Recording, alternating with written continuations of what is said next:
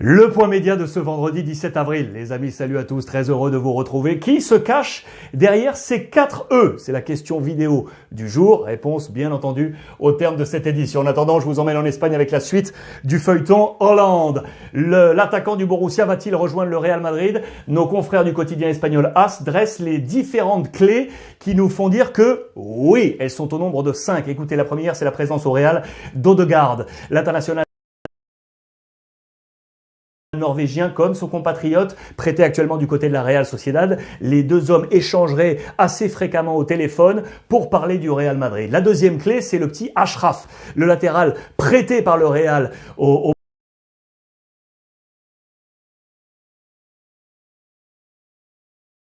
Borussia. Est-ce qu'il pourrait entrer dans une transaction avec un prépayant ou autre? C'est à suivre. Troisième clé très importante, c'est que l'agent d'Odegaard est monsieur Mino Raiola. Je vous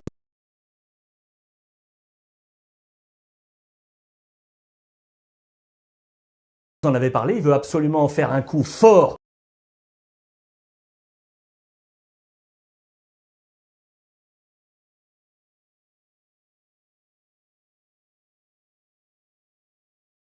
avec le Real, que ce soit avec lui, avec Pogba. Quatrième clé, la relation très bonne entre les deux clubs. Regardez le président Florentino Pérez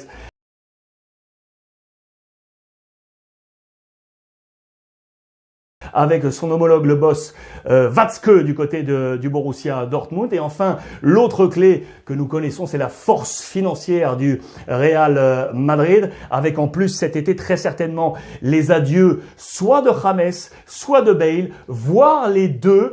Et en plus, on nous évoque les possibles départs de Marcelo, de Modric, de Nacho, de Jovic en prépayant ou encore de Mariano. Voici les 5 clés qui font que Hollande pourrait être madrilène dès la saison prochaine. Suite du feuilleton, Neymar du côté du Barça, l'opération rapatriement va-t-elle avoir lieu? La voix française est évoquée par nos confrères du Mundo Deportivo. En page intérieure, on rappelle les profils de Dembélé, d'Umtiti et de Todibo, les 3 Français, et on rappelle que le Paris Saint-Germain veut avoir des internationaux français sous ses couleurs. On rappelle également l'opération Lautaro Martinez avec Arthur Alenia Cucurella qui pourrait entrer dans la transaction avec l'Inter. On en reparlera de l'Inter dans quelques instants. En attendant, la question du soir que je vous ai posée sur Twitter.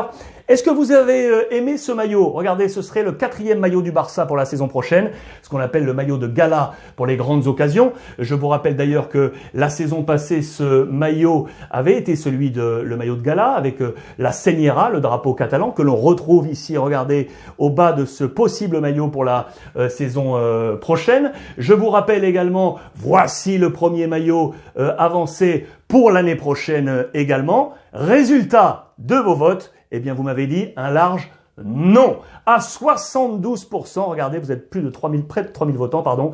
Vous me dites que ce maillot n'est pas de votre goût pour le Barça. Maillot de gala pour la saison prochaine. La crise institutionnelle en Espagne. Épisode 18.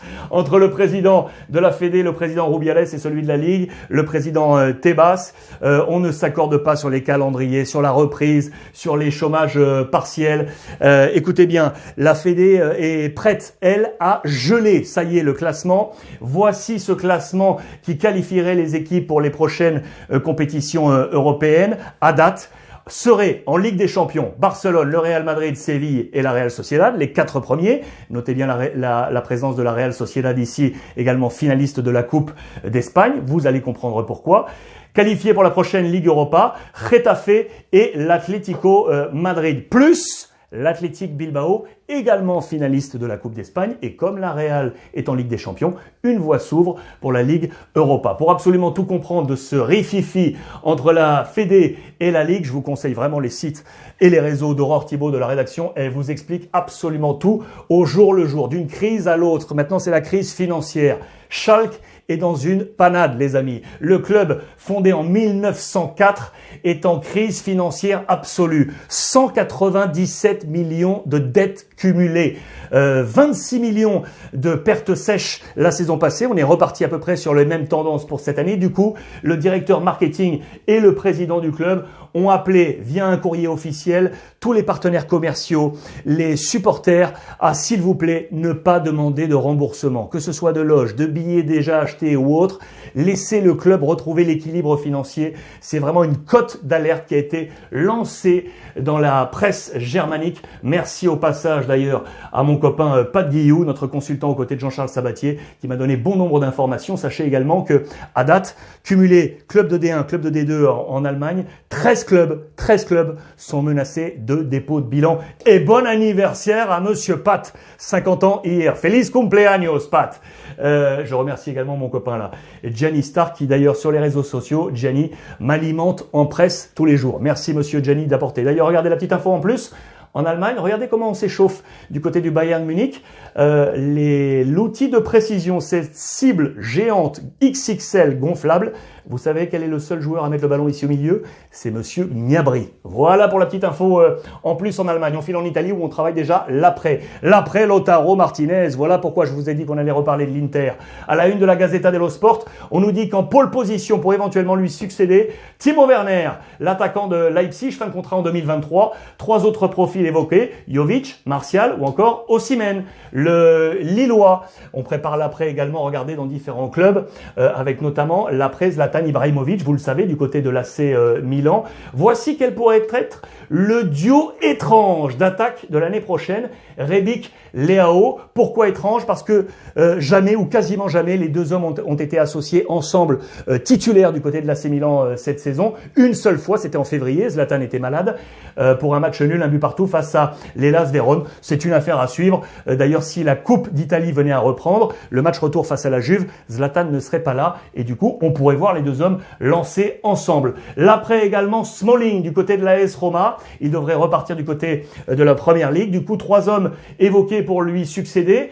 Vertonghen de Tottenham, Lovren de Liverpool ou encore Papastatopoulos, le joueur d'Arsenal. Toutes les informations Serie A sont à retrouver via Monsieur Pipo Genin sur l'ensemble de ses réseaux sociaux. La petite info en plus, elle est là, peut-être le jackpot réalisé par la Lazio avec Luis Felipe, le joueur, écoutez bien, qui avait été acheté en 2016 au Brésil, 750 000 euros. 750 000 euros, une offre serait quasiment sur la table à 30 millions d'euros du FC Barcelone. Voilà une pépite et donc le jackpot que pourrait réaliser la Lazio avec le Brésilien. Du côté de la Juve, on nous parle de la deuxième renaissance de Demiral, le défenseur central turc. Malheureux, vous le savez, il avait été acheté à l'été dernier de Sassuolo quelques mois plus tard, le 12 janvier, blessure des ligaments, arrêt total. Il était en mode physiothérapie, notamment à la maison d'opération confinement. Il a pu rejoindre, ça y est, le G Medical Center de la Juventus de Turin pour se faire soigner.